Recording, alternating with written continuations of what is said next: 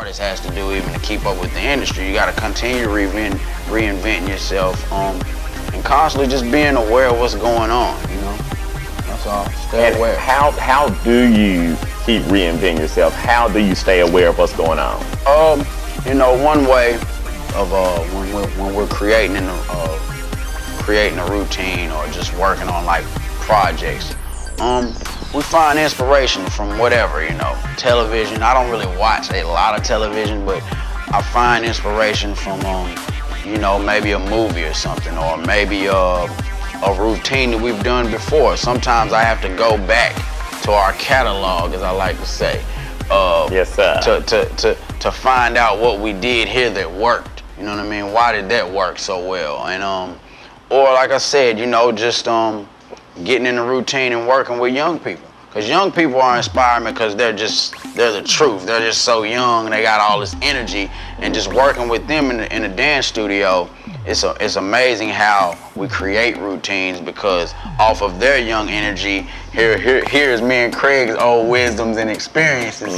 Well, we're able to, you know, use what they're making up and actually kind of mold their routine, and you know, with our old school kind of flavor and their new school flavor put together, you come up with something new. And they say there's nothing new under the sun. It's just you doing it. You know what I mean? What makes it new? So I guess to answer your question, it would be more so, you know, finding the youth around that have the same passion that you had. You know what I mean? And being able to take that and, you know, kind of use that energy and, you know, create something that's just, you know, like wow, you know. And usually when we create something good, we're all laughing and smiling. It makes us feel good. You know what I mean? That's how we know it's right. You know what I mean? We don't really try to force the creative process. Yeah. We literally let it flow. You know, if you will. Yeah. Yeah. It's so like when you get that flow, you know you own the song. You know you own the song. You ain't just gotta feel force it. We like to say we're feeling our spirit. Yeah, feel that thing down in your gut.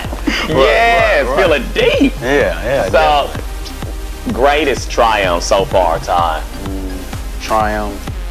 I mean, I can't really call it right now to say my greatest. You know, being on television was awesome. You know, I've traveled. You were on America's ABDC. Yeah, that was awesome. I mean, that show's still going on. You know, I'm continuing to audition with some kids I have called Cat Crew. They're an awesome group. You know, MTV still calls me to this day to check on, you know, those kids to see if, you know, we're coming to audition. So that's an awesome contact, because they constantly, you know, want to know what I'm doing. That's awesome. As well as, you know, being able to work with Tamia, you know, the singer Tamia, R&B. She just called us recently, so we'll be doing some work. How that girl doing? Tamia's doing awesome. She just got a new single out called Beautiful Surprise. Okay. Shout out to Tamia. Shout out. Tell her I said hey. Right. You know, we've done stuff, shoot. I mean, I've traveled the world. I've traveled with this project called the Black Mozart Ensemble. That was the telling of, it was basically the story of a mixed race composer back in the 1800s. Well, I've been to Africa, India, France, you know, Germany, and have toured and been able to tell this story, you know, about this mixed race composer in that ancient time, you know. So all those things combined, and then still being able to perform, you know, I can't say when you say up to this age, my greatest triumph. I mean, I think more so is to have the dance studio. To be able to have the dance studio and teach young people. You know, we got 99 students in county. Wow. You know, in our dance Congratulations. studio. You know, so I would probably say that's the greatest triumph. Not to downplay being on TV, not to downplay working doing all this other stuff, but to be able to do it for a living. I've made a lifestyle. I've made what I love to do my job, and they say They say when you do what you love to do, you never work a day in your life. Another day in your life, okay? You know, and I never looked at it as a job or a career, to be honest with you, Mr. Cross. I was doing what I love to do, and it kind of chose me. That's and I chose it, so it works out. I would have to say the dance studio. Yeah. Greatest disappointment. Greatest disappointment. Being behind them walls. And what I mean behind them walls, believe it or not, I've had some mishaps where I had to visit the other side of where a lot of mishaps or people who we like to say that go to vacation. Okay. I don't even like speaking about it, but I feel behind the walls, and that was probably my greatest. Sometimes you might get slapped, but just to talk about, on your words, some of the greatest stories in the Bible, people are writing from a prison, if you will. Yes, sir. So, Paul and Silas. So midnight hour. Yeah, so just not to downplay that, but that was one of the greatest disappointments, having to experience being behind the walls. Okay. And, it wasn't a good experience, and I don't see how people could even ever go back. But definitely, having that happen. Tis never a wasted experience when you learn something from it. And a difference sometimes is people like yourself. You have the experience. You take it and channel it into your creativity, do something good with it. For some reason, some people, we can choose not to learn something from it, right, and not to let it turn into something good. Everything's a lesson. Everything's a lesson. It's a test. It's the test is for you to testify or give a testimony. Go ahead, brother Todd. Go ahead. If you will. So those mistakes, when you learn from them, that's when you're able to move forward. If you're constantly making the same mistakes, you're not getting it right. Something ain't, registered. Something ain't clicking. Something ain't registered, as they say. So, you gotta learn from those mistakes and keep pushing forward. That don't make you that mistake. The outlook don't necessarily have to be the outcome. There you go. Go ahead, brother. Go ahead. God, how you come to my church and preach, Todd? Greatest joy. Greatest joy. I told you, man, even before we got on this interview, a lot of times, as the older I get, I don't even cry when I'm sad, almost, it seems. I just kind of hold it in. I guess they say men ain't supposed to cry, right? But I've cried a lot over the past couple of years, and it was from joy. And I guess it's just the joy of one of the things, like I said, living the way I do, being able to teach young people. That's inspiring. It's one of them things that I know that will go on if I was to, pass away from here. You know what I mean? It would continue to go on, and that's an ultimate feeling, to know that if you were dead and gone, your legacy would live on. You know what I mean? And being able to, that's a joy. And I think just being able to work with artists every day, people who really, inspiring artists, not people who just call themselves artists, people who are really trying to inspire people. The real thing. The real thing. The real thing, being able to, my mom told me just recently, she said, once you find the light, you walk therein.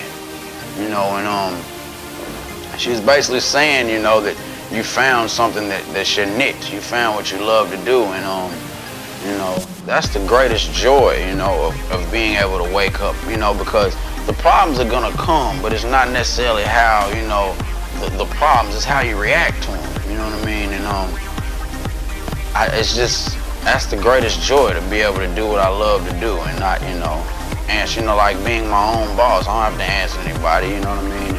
And, so that's an awesome feeling. That's the joy. Okay. Yeah. Greatest fear. Fear.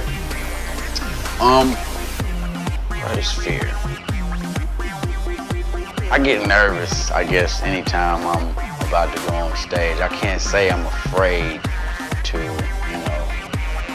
definitely, Todd, you did not get nervous. Yeah, Todd Johnson does not get nervous. I still get nervous. What? But I guess, it's a good nervous. It's more anxiety. Okay. But yeah. Okay. But I don't know, it's not much I fear, you know what I mean? Because I'm one of those people who attack my fears. If I'm scared to do something, I go after it. Yes, sir. So I don't really throw that word up a lot. fear. You know what I mean? It's a lot of times I know my students probably are like, you know, Todd's mean or he's too serious, but it's because I know fear. When fear is in your presence or doubt is in your presence, it can get into your spirit. You know, you don't really want to, you know, even have that spirit. Don't even want to give it place. Yeah, give into it. You know what I mean? So, you know, because there's nothing. And the only reason we got that question in the interview is so people can answer like that. Well, I mean, because it's, you know, fear. Sometimes, you know, fear can fuel the fire. You know what I mean? You know, it's I heard in a movie one time with Rocky. You know, Frankie Fear is what Rocky called him, and he said that little fear fuel, because everybody is afraid usually. You know, but you use that fear. You use that fear for your, you know, for your advantage. You use it for a positive. You take it and you let it, you know, it kind of, it helps. It's just like me and you talk about having the opposition or adversity. It helps to have a little bit of that in your life, because it helps you, it helps you move forward. It helps you come through something. You know, you got to go through something sometimes, and that little fear, that fear gives you something to overcome. So what you say, if people make the choice to say, people have a potential fear of heart disease or whatever consequence their family. Yeah. Now somebody could take that and they could say, you know what, since I've seen this history in my family, I'm gonna go work out, I'm gonna be active, I'm not gonna allow stress into their life. So they're doing things that go against that fear that they are mindful of. Again, it's a choice, right? It's a choice. I seriously believe that, you know, for instance, the example you use, if you know this runs in your family, why let it conquer you? Why let it destroy you? Why let it get you down because it runs in your family? Do something about it.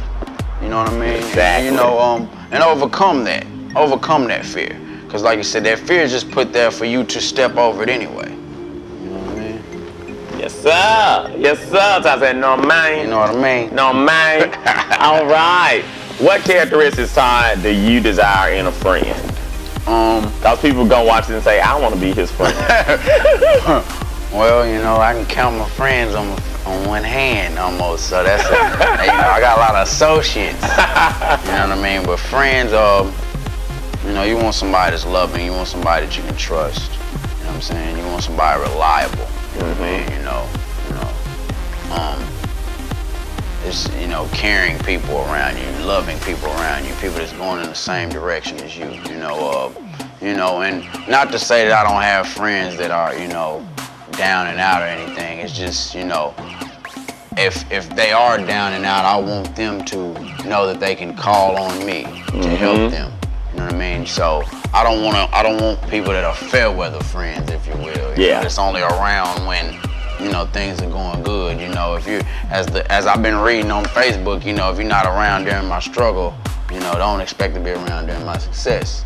So, and be like, oh, hey, I always have like when you get your of course you do. When somebody's doing well, you know, I was right there in your corner all the time. You know, I always loved you. Yeah, you know what I'm saying. And it's just like to find people that are loving and caring and are down with you. You know, when you're going through it, you know, you want those kind of people around you because they're built to last. You know what I mean? And you know, like I said, just trustworthy, caring, loving people around. You know, excited, inspiring, enthusiastic people. You know, people who are not, you know, wallflowers as they like to call them.